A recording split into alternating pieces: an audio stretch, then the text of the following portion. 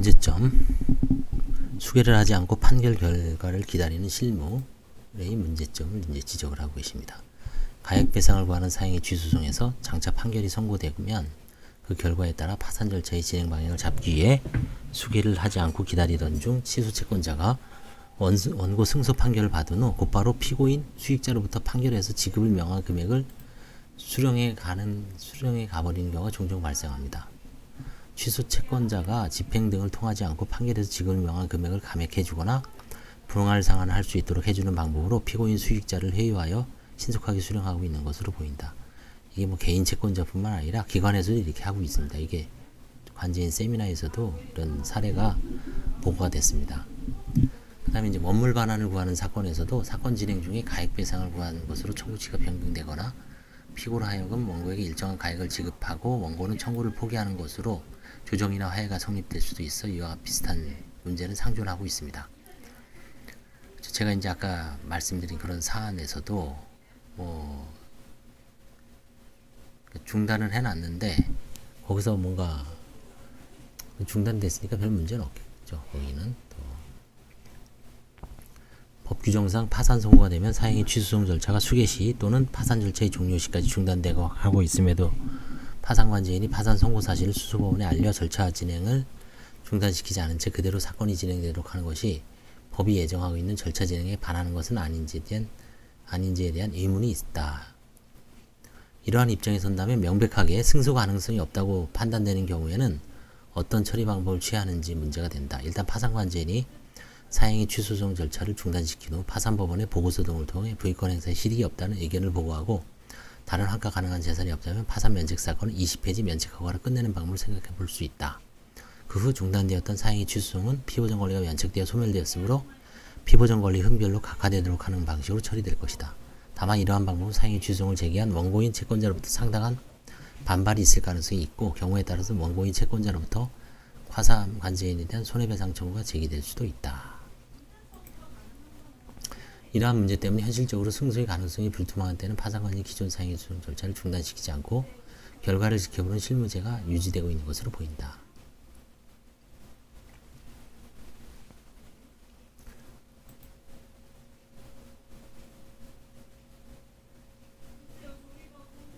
소송 수개를 하였을 경우의 문제점이 있습니다. 또 앞서 본 바와 같이 파산법원인 서울중앙지방법원에 계속 중인 사건을 제외하고는 전속 관할이 문제 때문에 이송이 필요한 바 이송 과정에서 시간이 걸리고 이송 후에도 수소법원에서는 그 사건이 신건으로 분류되어 다시 기일이 지정되기까지 상당한 시간이 걸릴 가능성이 있습니다. 사건이 1심에서 끝나지 않고 항소 상고가 되는 경우는 그로 인해 파산 절차 진행이 지연될 우려가 있습니다. 부인 청구를 하는 경우도 마찬가지죠. 그래서 이제 법원에서의 제안은 뭐냐면 1. 기록 검토 시 사건이 선별. 기록 검토 시 청구 취지가 원물 반환을 구하는 취지인지 가액배상을 구하는 취지인지 확인하여 다르게 대응할 필요가 있다. 원물 반환을 구하는 사건의 경우는 원고 승소 판결이 선고 확정되더라도 채무자의 명의로 회복되고 경매 등의 절차를 거쳐야 하므로 경매 절차에서 파산관제인이 참가하여 배당 이해금 등을 파산재단으로 편입할 가능성이 남아있다. 따라서 가액배상을 구하는 사건에 비해서는 수개를 해야 할 필요성이 적다고 볼 수도 있다. 다만 이제 중간에 가액배상으로 조정 화해가 되면은 좀 문제가 심각하겠죠. 아울러 개별 사건별로 승소할 것이 명백한 사건인지에 대한 검토 및 사건의 선별이 필요하다. 예컨대 처분 당시 이미 어음부도나 지급정지 사실이 발생하여 채무자가 명백하게 지급불능 상태에 있었음을 확인할 수 있고 처분한 재산 외에 별다른 재산이 없어 사실상 유일한 재산을 처분한 것으로 볼 수 있으며 처분 상대방이 채무자가 가족이나 친척관계에 있다면 이런 승소 가능성이 높다고 볼 수 있을 것이다. 반면에 처분 당시에 채무자가 채무 초과 상태에 있는지조차 불명하고 처분 상대방이 채무자가 전혀 친분관계 없는 사람으로서 공인중개사 등을 통해 취득한 것은 승소 가능성이 불분명하다고 할 것이다. 제가 지금 진행 중인 사건에 대해서는 이게 이제 두 번이나 매도했잖아요. 채무자에서 남편으로 매도하고 남편이 제3자에게 전광석화처럼 2월 3월에 매도했기 때문에 남편한테 매도한 건 앞에 부분에 해당되죠. 그렇죠? 남편만 있었으면 100% 승소죠. 근데 이 뒤에 거는 불분명해요. 이게 정당한 매수인 같기도 하고, 이제 공인중개사를 통해서 매수를 했는지, 계약금, 중도금, 잔금은 적정하게 전액 다 지급이 됐는지, 이제 그거를 수개소송에서 파악을 할지, 새로 그냥 중단만 시키고 새로 소송을 할지, 그건 이제 제가 결정을 해야 되는데 아직 시간이 좀 있습니다만, 이제 오늘 이걸 보면서 좀 아이디어를 좀 얻어야 되겠네요. 이 가액배상을 구하는 사건, 원고가 패소할 것이 명백한 사건이 아닌 한 파산 선고 사실을 수수법원에 알려 절차를 중단시키는 조치는 취하는 것이 좋음.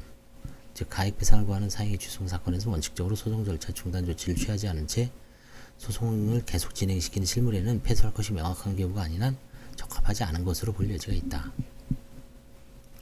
가액배상을 하는지 안 하는지 알 수가 없는 경우가 이제 또 문제죠. 사실은 관제인은. 왜냐하면 가액배상에서는 채무자가 피고가 아니죠. 수익자가 피고이기 때문에 모를 수도 있습니다. 모를 수가. 같이 뭐 구상금 청구를 하지 않는 한 그 소송 그 소장이 관제인한테 배달되는 것도 아니고요. 뭐 앞으로는 이제 또 배달 촉탁 제도도 없기 때문에 이런 게 조금 이제 문제가 될 여지는 있습니다. 소송 절차를 중단시키지 않고 소송을 계속 진행시키는 경우에도 그 경과를 수시로 점검할 필요가 있다. 일단 승소 가능성 1차적인 기준으로 삼을 때 파산 절차를 신속하게 진행할 필요가 있는지 여부, 현재 파산법원의 그 소송이 계속 중인지 여부도 함께 감안하여 경우를 나누어 대처 방법을 간 것이 바람직하다. 가액배상을 구하는 사건에서 기록상 승소가 가능성이 명확해 보이는 경우에는 뭐 수개를 하는 게 당연히 바람직해 보이겠죠. 다만 수개에 따른 이송 등으로 절차 지연이 예상되고 파산 절차를 신속하게 진행해야 할 필요가 있는 데에는 사행위 취소송을 중단시키고 부인이 청구를 하는 것을 검토할 필요도 있습니다. 가액배상을 구하는 사건에서 승소 가능성이 명확하지 않은 경우에는 수소법원에 소송 절차 중단을 신청한 후 피고인 수익자를 상대로 화해 등을 시도하거나 파산법원에 부인이 청구를 제기하는 방법을 검토해 볼 만하다. 사행위 취소송이 서울중앙지방법원에 계속 중인 경우에는 수개를 하더라도 이송에 따른 절차 지연 우려가 없으므로 다른 법원에 계속 중인 사건들에 비해 수개를 적극적으로 검토할 필요가 있다. 서울중앙지방법원이 아닌 다른 법원이 계속 중인 사건들에 대해서는 파산 절차를 신속하게 진행할 필요가 있는지 여부에 따라 신속하게 진행할 사건이면 소송 절차 중단을 시킨 후 수익자를 상대로 화해 등을 시도하거나 파산법원에 부인 청구를 하는 방식으로, 신속 진행의 필요성이 적은 사건이면 수개를 한 후 서울중앙지방법원에 이송하도록 하는 방식으로 처리하는 것을 검토하라. 이런 취지입니다. 이제 서울회생법원으로 이제 다 이송이 가능하기 때문에 이제 수개는 좀 더 활발해질 것으로 보입니다. 원물 반환을 구하는 경우는 어떨까요? 원물 반환을 구하는 사건은 추후 경매 절차 등에서 파산관절이 참여할 가능성이 남아있어 중단 신청이나 수개를 하지 않고 고난소송 절차를 기다려보는 것도 하나의 방법이라고 할 수 있으나 앞서 본 바와 같이 그것이 법이 원래 예정하고 있는 절차 진행인지 방식에 의문이 있기 때문에 소송 절차의 중단 조치 없이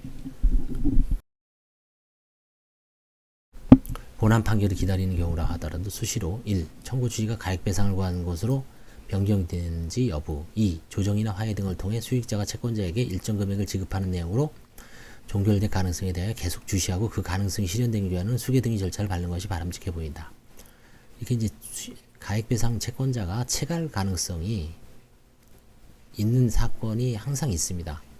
왜냐하면 가액배상자 입장에서는 이겨봐야 이거 잘못하면 관제인이 다 가져가 버리는데 그냥 중간에 조금이라도 깎아주고 자기가 직접 지급받는 걸로 하고 관제인 모르게 절차를 종료시키는 경우도 봤습니다. 그러면 다시 관제인이 다시 소송 절차를 밟아야 될까요? 그런 경우엔 또 미련한 짓을 해야 되죠.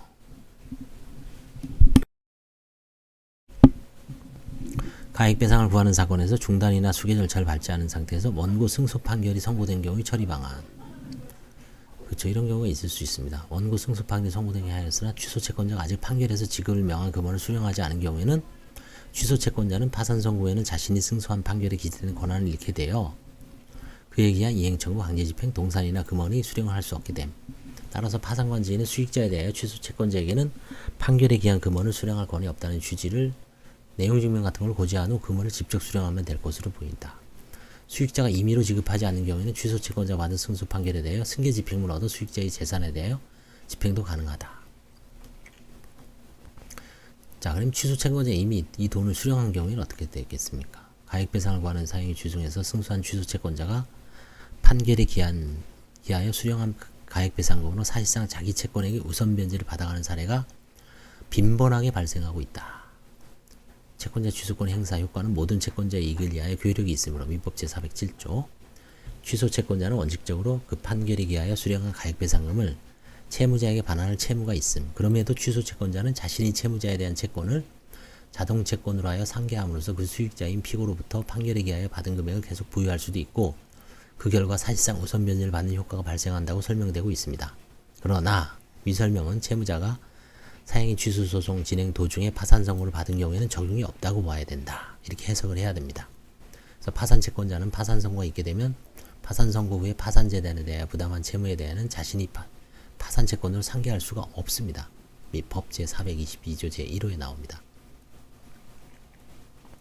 그런데 취소 채권자는 파산 선고 후에는 피고인 수익자로부터 판결에 기하여 받은 금액을 채무자가 아닌 파산재단에 반환할 의무가 있다고 할 것이고 이 반환 의무는 사행위 취소 성격상 원고 승소 판결이 확정된 때에 비로소 발생하는 것이라고 할 것임. 따라서 파산 선고 당시 계속 중이던 사행위 취소송에서 파산 선고 후에 원고 승소 판결이 선고되어 확정되었다면 그 취소 채권자는 파산 선고 후인 이 판결 확정 시점에서야 비로소 파산재단에 대해 판결에 기하여 수령한 가액배상금을 반환할 의무를 부담하게 되는 것이고 이는 파산 선고 후에 파산재단에 대하여 부담한 채무가 됨.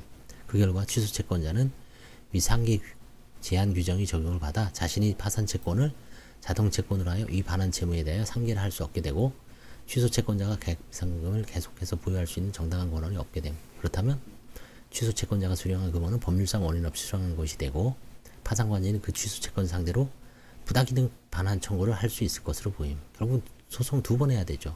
그래서 이제 가장 좋은 거는 수기하는 게 가장 좋습니다. 수기하는 게.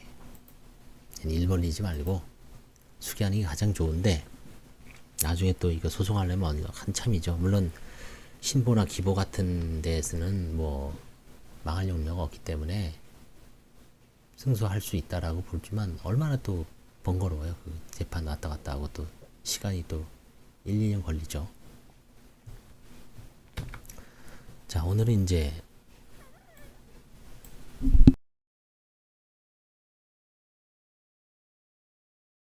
사행위 소송과 관련돼서 판사님이 쓰신 그 발표문을 한번 복습을 해봤습니다. 저는 2013년 7년 전 발표문인데요. 뭐 지금 보더라도 하여튼 이제 수계의 필요성, 수계하는 경우, 그 다음에 가액배상, 원물바산 이렇게 해서 결국 가장 중요한 거는 이제 FM대로 중단 고지하고 소송 파산 고지하고 본안법원에는 그리고 중단시키고 수계하고 부인권 청구하고 그 다음에 뻔한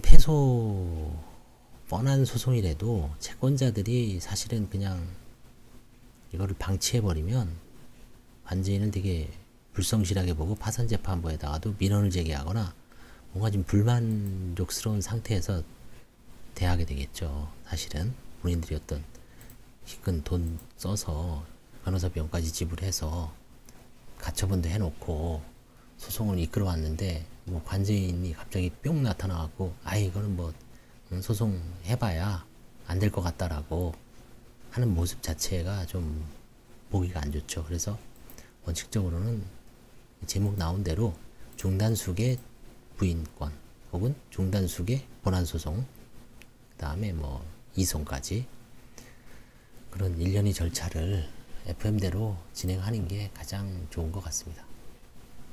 감사합니다.